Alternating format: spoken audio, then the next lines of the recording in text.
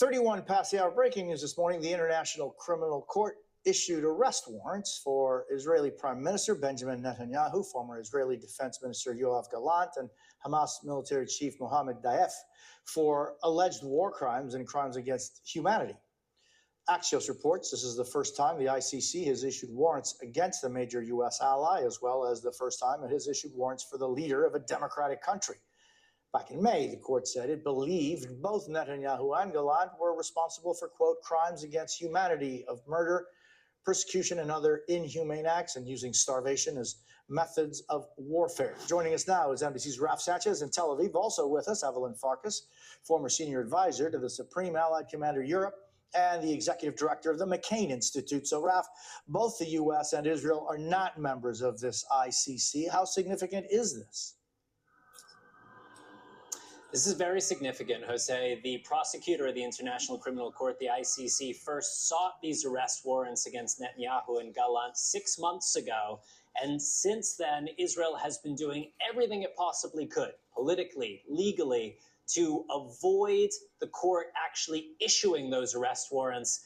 And today it has happened. The ICC saying that there are reasonable grounds to believe that Netanyahu and Gallant used starvation as a weapon of war by blocking humanitarian aid getting into Gaza, and that in some instances they may have targeted Palestinian civilians deliberately. Now, Netanyahu, as you can imagine, denouncing the prosecutor, denouncing the court, calling this an anti-Semitic decision, and saying that it will not deter him from continuing Israel's military campaign in Gaza. In practical terms, Jose, very unlikely that we are going to see Netanyahu in handcuffs in the dock at the court in The Hague anytime soon. But he does now join a lonely club, along with Vladimir Putin, of world leaders who are wanted by the court for alleged war crimes. And there is a practical implication here.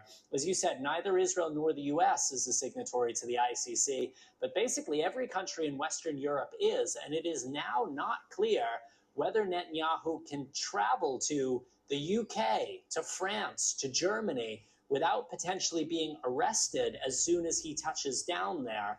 We are hearing from the White House National Security Council. The Biden administration has been very opposed to this effort to arrest Gallant and Netanyahu. I want to read you just a little bit of the statement. They say the United States fundamentally rejects the court's decision to issue arrest warrants for senior Israeli officials.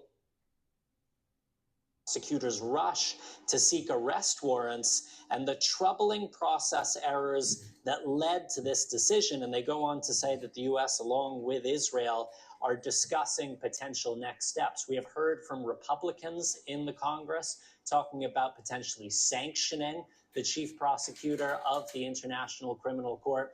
And it is important to stress also that the prosecutors did seek the arrest of 3 of Hamas's top leaders back in May. 2 of them have now been confirmed killed by Israel. And so the court today only issuing an arrest warrant for the 3rd, Mohammed Daif, who is the Hamas military chief.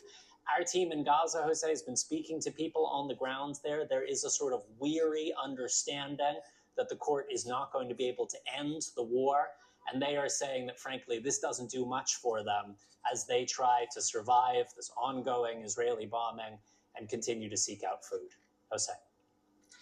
Raf Sanchez in Tel Aviv, thank you very much.